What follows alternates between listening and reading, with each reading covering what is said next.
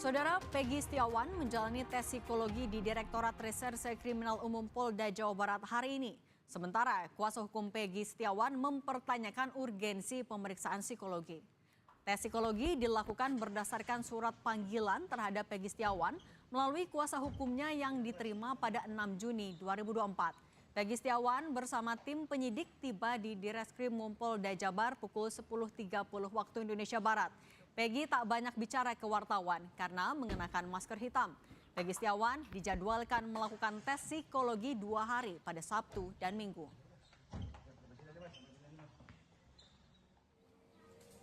Hari ini Ibu Peggy Setiawan, Kartini, juga berangkat dari Cirebon menuju Polda Jawa Barat untuk menjenguk Peggy yang menjalani tes psikologi hari ini.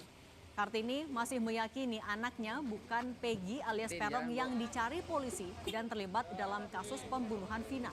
Kartini berharap Peggy bisa dibebaskan.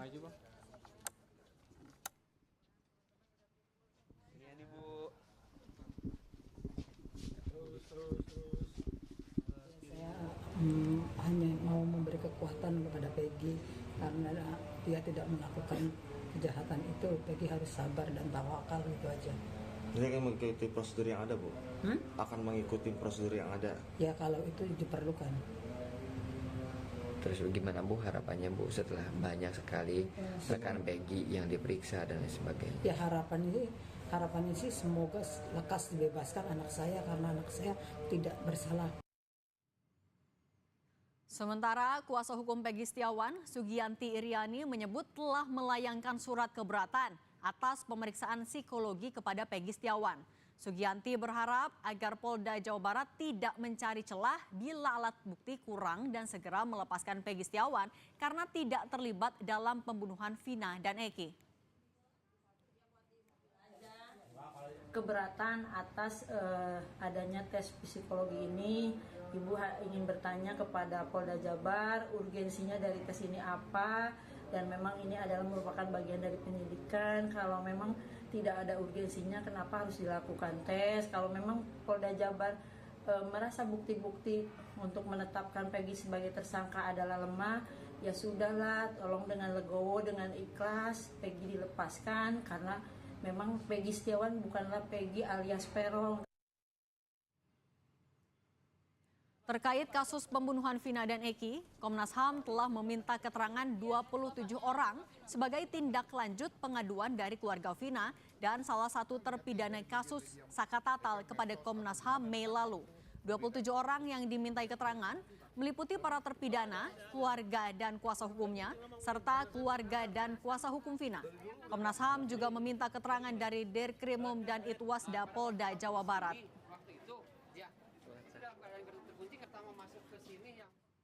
Melakukan permintaan keterangan terhadap 27 orang di wilayah Bandung dan Cirebon, antara lain para terpidana pembunuhan Eki dan Vina di Rutan kelas 1 di Bandung dan Lembaga Pemasyarakatan kelas 2 Bandung, keluarga terpidana di Cirebon, kuasa hukum terpidana di Bandung dan Cirebon, keluarga Vina di Cirebon dan kuasa hukum Vina.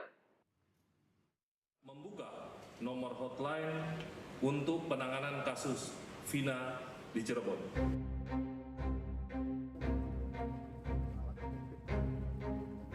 Usai menangkap Peggy Setiawan yang disebut polisi sebagai otak pembunuhan Vina, kini polisi membuka hotline khusus untuk menampung banyaknya informasi yang berkembang di masyarakat terkait kasus pembunuhan Vina. Nantinya, seluruh informasi dari masyarakat akan dianalisa oleh penyidik sehingga bisa dipertanggungjawabkan secara hukum. Polda Jawa Barat juga membentuk tim asistensi yang terdiri dari Itwasda, Propam, dan Ditreskrimum dan melibatkan Kompolnas dan Komnas HAM untuk mengawasi proses penyidikan. Akan kami lakukan analisis sehingga dapat dipertanggungjawabkan secara hukum, sehingga sama-sama kita imbau bijak dan bertanggung jawab memberikan informasi untuk menjaga dan menghargai keluarga korban. Sementara mantan Kabar Eskrim Susno Duaji menyebut jika penyidik saat ini harus fokus untuk membuktikan apakah Peggy Setiawan benar terlibat dan menjadi otak dalam pembunuhan Vina dan kekasihnya Eki 8 tahun silam. Adakah sidik jari, kita fokus pada Peggy ya yang sekarang ditahan jadi tersangka. Adakah sidik jari Peggy pada barang-barang yang ditemukan dalam peristiwa tersebut, misalnya di helm, di sepeda motor, kemudian di samurai yang katanya ada samurai. Adakah CCTV merekam gambar Peggy di lokasi kejadian? Adakah di handphone Peggy pada 2017 ada bahwa handphone tersebut berada di sekitar BTS, di sekitar lokasi kejadian.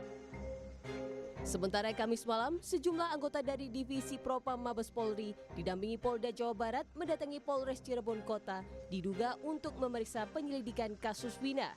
Sejumlah kendaraan mobil dinas polisi dengan plat B dan D terlihat di halaman Mapolres Cirebon Kota. Humas Polres Cirebon Kota membenarkan ada sejumlah pejabat dari Mabes Polri dan Polda Jawa Barat yang datang di Mapolres Cirebon Kota. Karena pejabat semua di dalamnya itu. Iya. Kalau tadi malam infonya ada pemeriksaan, betul Pak Humas? Nah iya, saya juga nggak monitor. Artinya nggak pernah ada tembusan. Langsung ranahnya tingkat Mabes sih. Seperti dari Mabes iya. Polda sama Mabes Polri ya? Iya. Terus mungkin nanti kalau saya juga nggak ingatnya nggak diikutkan dalam kegiatan itu. Saat ini polisi masih melakukan psikotes untuk tersangka Peggy Setiawan. Namun polisi belum melakukan rekonstruksi ulang setelah Peggy yang disebut sebagai otak pembunuhan Vina tertangkap. Tim Liputan Kompas TV.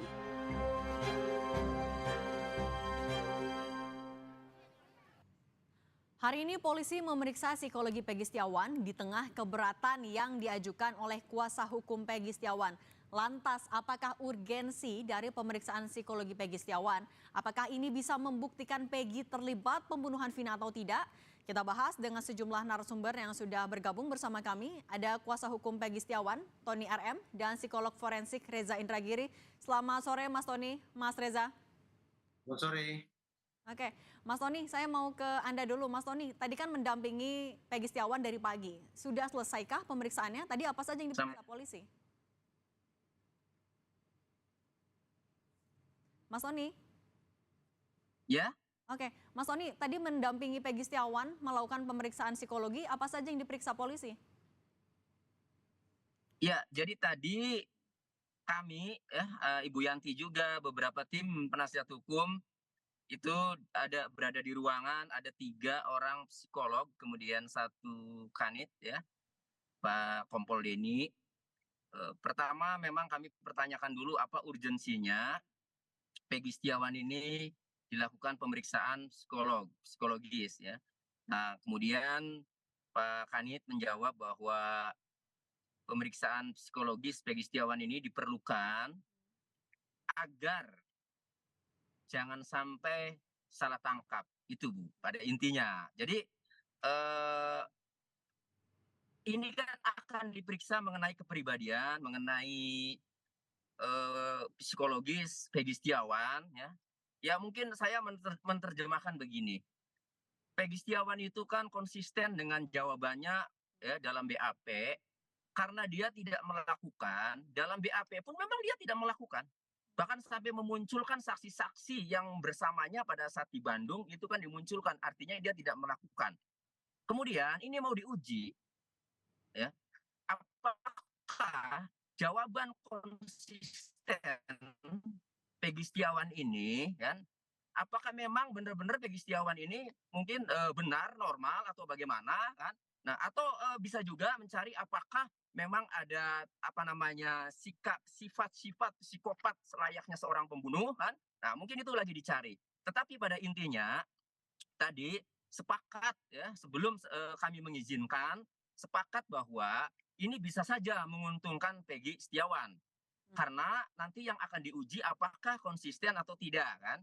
Jadi ingin dicari termasuk mungkin emosionalnya akan ditanya, akan dilihat, akan dinilai ya. Jadi pada intinya kami tadi sepakat bahwa karena tujuannya ini adalah jawaban Peggy Setiawan yang konsisten bahwa memang ia tidak melakukan tindak pidana itu, kemudian penyidik mau mencoba melibatkan psikolog untuk memeriksa psikologisnya ya, kemudian ya baru akan menilai itu. Nah, psikolognya juga sama menyampaikan seperti tadi bahwa ini bisa saja menguntungkan Peggy Setiawan kan begitu. Jadi pada intinya karena klien kami konsisten ya, memang tidak melakukan dasarnya, mau ditanya dengan cara apapun, mau diperiksa dengan cara apapun, ya kami silakan. Yang penting segera ketika memang sudah mendapatkan hasil bahwa memang yakin Peggy Setiawan bukan pelaku, ya segera hentikan. Itu. Jadi kami sepakat mengizinkan. Nah, pada saat diperiksa kami memang tidak boleh mendampingi, Bu. Ya, jadi ini internal antara psikolog dengan Peggy Setiawan. Jadi psikolog ada 3, sama Peggy Setiawan 1 ada di ruangan. Jadi 4 orang itu. Jadi kami semua nunggu di luar sekarang. Oke, saya mau ke Mas Reza. Mas Reza, Anda sebagai psikolog forensik sebenarnya kalau dalam penyidikan ini adalah memang hal yang lumrah ketika tersangka dilakukan pemeriksaan psikologi. Urgensinya sebenarnya apa? Apa saja yang diperiksa? Pada tahap seperti sekarang ini, menurut saya hanya ada 2 relevansi ketika diselenggarakan pemeriksaan psikologis terhadap terperiksa. Pertama adalah untuk mengecek istilahnya fitness to stand trial, kebugaran atau kesehatan dalam rangka menjalani proses hukum. Sehingga akhir dari asesmen yang satu ini adalah simpulan, apakah terperiksa fit atau unfit. Diterjemahkan secara bebas, apakah dia cukup punya kewarasan atau kurang kewarasannya untuk menjalani proses hukum. Kalau disimpulkan bahwa yang bersangkutan fit to stand trial, artinya cukup waras untuk menjalani sebuah proses hukum, maka masuk ke pemeriksaan tahap kedua, yaitu competence to stand trial, menakar kompetensi yang bersangkutan untuk menjalani proses hukum. Ada perbedaan makna antara kompetensi di ranah hukum dengan kompetensi di ranah psikologi. Competence to stand trial atau kompetensi untuk menjalani proses hukum dalam sudut pandang psikologi forensik bermakna tentang seberapa jauh tingkat pengetahuan dasar yang bersangkutan tentang seluk-beluk hukum. Misalnya, apakah dia memahami bahwa posisi dia sekarang adalah tersangka dan nantinya adalah terdakwa? Apakah dia paham yang duduk di sebelah kanan di ruang sidang adalah penasihat hukum dan di sebelah kiri adalah jaksa penuntut umum serta di depan adalah majelis hakim? Apakah yang bersangkutan paham tentang tugas masing-masing pihak tersebut? Ini adalah contoh bagaimana asesmen dilakukan untuk menakar derajat pengetahuan mendasar seorang terperiksa menjelang menjalani proses hukum. Dengan demikian, simpulannya apabila kedua asesmen ini diselenggarakan, kesimpulannya bukanlah apakah ini salah tangkap atau sudah benar tangkap, bukan menguntungkan atau merugikan, karena itu bukan kosakata psikologi forensik. Menguntungkan atau merugikan adalah kosakata penasihat hukum atau jaksa penuntut umum. Sementara ketika 2 asesmen itu diselenggarakan, simpulannya hanya 2. Pertama, fit atau unfit. Yang kedua, kompetent atau inkompeten. Di Indonesia kan, waras atau tidak waras, kompeten atau tidak cukup kompeten. Oke, artinya sebenarnya pemeriksaan psikologi ini tidak mempengaruhi hasil atau proses penyidikan yang sudah berlangsung. Justru saya pertanyakan, kalau misalnya PS sudah ditetapkan sebagai tersangka dan sudah menjalani pemeriksaan selama sekian lama, maka di mana gerangan urgensi untuk melakukan asesmen dengan tujuan menakar fitness to stand trial? Karena dia sudah menjalani pemeriksaan, bahkan mungkin sudah ditetapkan sebagai tersangka, maka asumsinya bahwa yang bersangkutan waras. Karena kalau yang bersangkutan sudah diketahui sejak awal tidak waras, maka tidak akan dilakukan pemeriksaan, apalagi penahanan terhadap yang bersangkutan.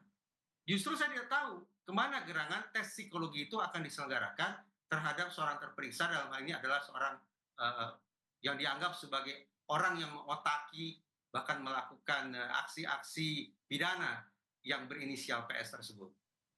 Nah, Mas Reza, untuk mendalami tadi apakah Peggy Setiawan mampu atau tidak menjalani proses hukum selanjutnya yang didalami oleh polisi atau yang diperiksa dalam tes kejiwaan ini apa biasanya, Mas? Tadi saya katakan kalau untuk menakar competence to stand trial atau kompetensi untuk menjadi proses hukum harus dipastikan dulu bahwa terperiksa dalam kondisi waras. Oke. Artinya dia tidak memiliki kelainan-kelainan psikologis yang tidak lagi membuat antara yang dia ucapkan dengan apa yang dia pikirkan tidak koheren. Itu persoalan antara waras atau tidak waras. Dan juga yang bersangkutan harus dipastikan memang memiliki kecerdasan yang mencukupi. Tidak mungkin retardasi mental karena tidak mungkin diselenggarakan proses hukum yang wajar, yang konvensional terhadap orang-orang yang memiliki retardasi mental. Nah, kalau dua syarat itu sudah terpenuhi, barulah kita bicara tentang competence to stand trial.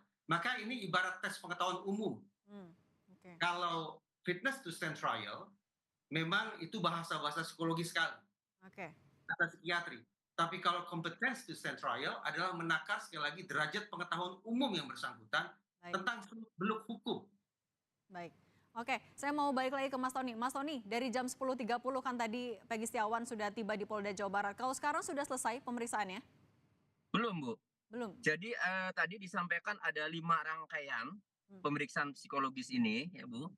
Yang saya ingat satu mungkin Pak Reza untuk menanggapi atau melanjutkan ya. Jadi secara umum tadi yang saya dengar itu satu MSCI itu pertama ya. Terus kemudian yang kedua ada tuh, cuma memang saat ada 5 rangkaian ya. Cuma memang saat menjelaskan memang saya agak ada keluar ya, ada keperluan. Jadi akhirnya saya masuk lagi sudah selesai. Intinya ada 5 rangkaian. Mungkin Pak Reza bisa yang sudah terbiasa bisa menjelaskan juga ya. Itu. Jadi 5 rangkaian itu kalau tidak selesai hari ini kemungkinannya dilanjut besok karena jadwalnya Bu hari ini dan besok Bu. Oke. Jadwalnya itu. Oke, Mas Tony, Jadi kemungkinan hari ini aja mungkin sampai malam. Oke, tapi yang dijadwalkan diperiksa hanya Peggy atau keluarga juga, mengingat keluarga juga hadir di sana kan ya? Mas Tony? Oke. Oke, tampaknya masih ada gangguan. Kami akan coba lagi hubungi Mas Tony, kuasa hukum dari Peggy Setiawan. Mas Reza, tadi disampaikan ada 5 rangkaian dan dilakukan selama 2 hari. Tapi kalau dalam 2 hari ini memang butuh waktu sebanyak itukah? Dan apalagi dari pagi sampai malam, hari ini kemudian masih ada lagi besok, memang butuh waktu sebanyak itu? Kalau tadi disebut oleh Mas Ya, mohon maaf Bu, sinyalnya Bu. Lanjut, Mbak. Oke, Mas Reza. Oke. Kalau tadi disebut MMPI, maka saya bayangkan ini memang dikenakan serangkaian tes tentang kondisi kepribadian, termasuk kemungkinan adanya kondisi-kondisi klinis yang khas atau yang sebutlah yang tidak normal pada diri PS. MMPI sendiri memang sebuah instrumen dengan jumlah item yang sangat banyak, yang boleh jadi membutuhkan waktu tidak sebentar, lebih-lebih ketika terperiksa atau orang yang sedang dites tersebut butuh waktu, dia letih, dia sakit, dia cemas hebat, maka sudah sepatutnya tes dihentikan. Untuk apa? Untuk memastikan bahwa respon apapun yang diberikan oleh tersangka adalah respon yang sifatnya alami, yang tidak dibuat-buat, yang tidak mengandung faking bad ataupun faking good, berpura-pura buruk ataukah berpura-pura baik. Memang membutuhkan waktu yang panjang. Apalagi kalau kemudian MMPI disertai dengan metode-metode lainnya seperti wawancara atau observasi, butuh waktu yang panjang. Baik. Oke, saya mau balik lagi tadi Mas Tony boleh dilanjutkan. Kalau pemeriksaan psikologi ini memang hanya ditujukan untuk Peggy atau dari informasi yang Anda dapat terpidana lain juga atau bahkan keluarga Peggy, apakah dijadwalkan pemeriksaan keluarga orang tuanya Peggy?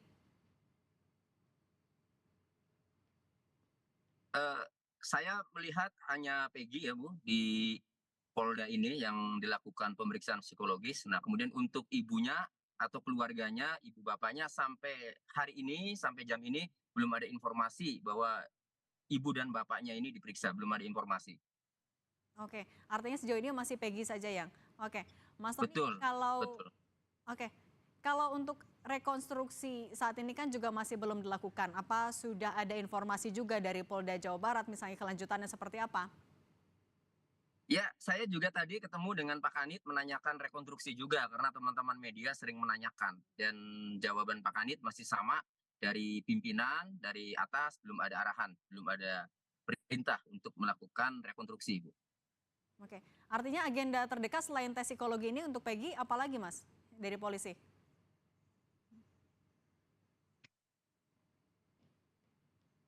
Mas Tony? Dengar suara dari studio Mas Tony? Iya. Oke. Oke, selain pemeriksaan Tidak dengar, diulang, Bu. Oke, selain pemeriksaan kejawaan hari ini dan juga besok, agenda terdekat untuk Peggy dari polisi apalagi Mas?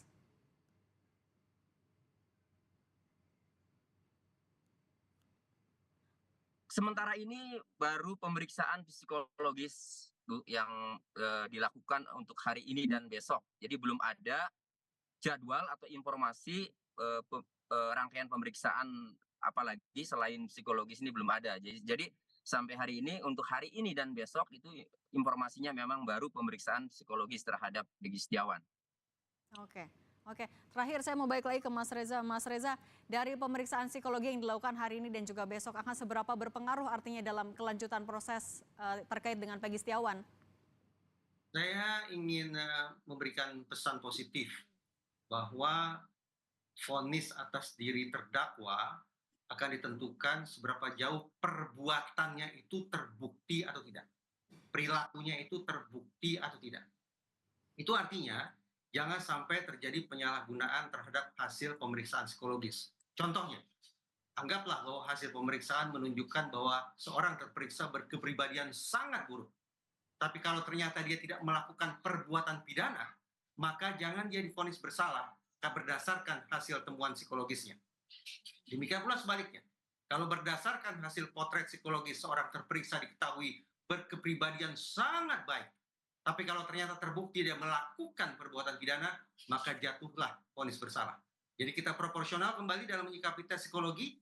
Tes psikologi tidak memberikan informasi tentang perilaku seorang terdakwa dalam konteks terbukti atau tidak terbukti, tapi sebatas tentang kondisi kepribadian dan juga mungkin kondisi kecerdasannya.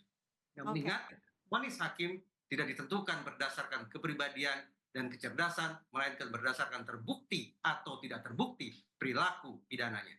Oke, baik. Terima kasih Mas Reza Indragiri, psikolog forensik, dan juga Mas Tony RM, kuasa hukum Peggy. Terima kasih sudah berbagi untuk Kompas Petang. Sehat selalu.